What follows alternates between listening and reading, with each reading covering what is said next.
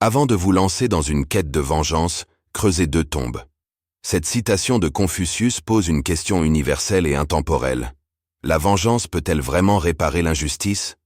Dans le conte de Monte Cristo d'Alexandre Dumas, Edmond Dantès, un homme trahi, emprisonné à tort et détruit par ceux qu'il aimait et en qui il avait confiance, fait face à cette question.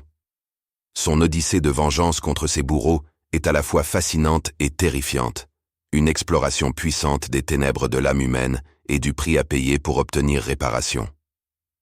Edmond Dantès est un jeune marin talentueux et promu capitaine, avec une vie pleine de promesses devant lui. Mais, victime des machinations de 4 hommes Danglars, Fernand, Caderousse et Villefort, il est accusé à tort de conspiration et emprisonné au château d'If. Cette injustice est un exemple frappant de la cruauté humaine et de l'avidité. La trahison dans cette œuvre est un miroir de la condition humaine. Chacun, dans sa soif de pouvoir ou de satisfaction personnelle, est prêt à sacrifier l'autre. Comme le disait Platon, le pire des maux est celui que l'on fait à son semblable par envie. Durant ses années d'emprisonnement, Edmond rencontre l'abbé Faria, un mentor qui non seulement lui révèle l'existence d'un trésor immense, mais qui l'éduque également sur la vie, la science et la stratégie. Cette période marque la transformation de Dantès. Il devient le comte de Monte Cristo, une figure d'une intelligence froide, calculatrice et déterminée à se venger. Cette transformation est symbolique. Dantès meurt dans sa cellule, et un autre homme, façonné par la douleur et la trahison, renaît. Friedrich Nietzsche disait « Ce qui ne me tue pas me rend plus fort ». Pour Edmond, cette force acquise est à la fois une bénédiction et une malédiction. Monte Cristo utilise sa nouvelle identité et sa fortune pour détruire méthodiquement chacun de ses ennemis. Danglars, Fernand, Villefort et Caderousse sont tous soumis à des châtiments qui correspondent à leurs crimes. Mais à quel prix? Dans sa quête de vengeance, Edmond se transforme lui-même en une force inhumaine. Sa froideur, son détachement et son impitoyabilité posent une question fondamentale. La vengeance nous rend-elle vraiment justice ou nous déshumanise-t-elle?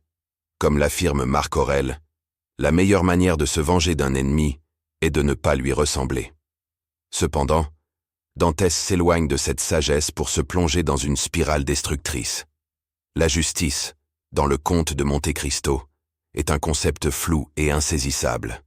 Dantès prend en main son propre destin et se fait juge, jury et bourreau. Mais cette justice est-elle objective? La vengeance peut-elle être juste, ou est-elle toujours biaisée par les émotions? Cette question rejoint une réflexion de Jean-Jacques Rousseau. L'homme vraiment libre ne veut que ce qu'il peut et fait ce qu'il plaît. En tant que comte, Edmond se croit libre, mais sa soif de vengeance le rend esclave de ses émotions. Après avoir détruit ses ennemis, Dantès réalise peu à peu l'impact dévastateur de ses actions, non seulement sur ses victimes, mais aussi sur lui-même et sur les innocents qui l'entourent, comme Haydée et Maximilien. C'est à ce moment qu'il comprend qu'il doit chercher la rédemption. La rédemption, pour Dantès, passe par l'abandon de sa quête de vengeance. Cette réalisation rejoint la pensée du philosophe stoïcien Sénèque. Celui qui pardonne met fin à la guerre, celui qui se venge ne fait que la prolonger. Dantès doit finalement renoncer à son rôle de justicier pour retrouver une forme d'humanité.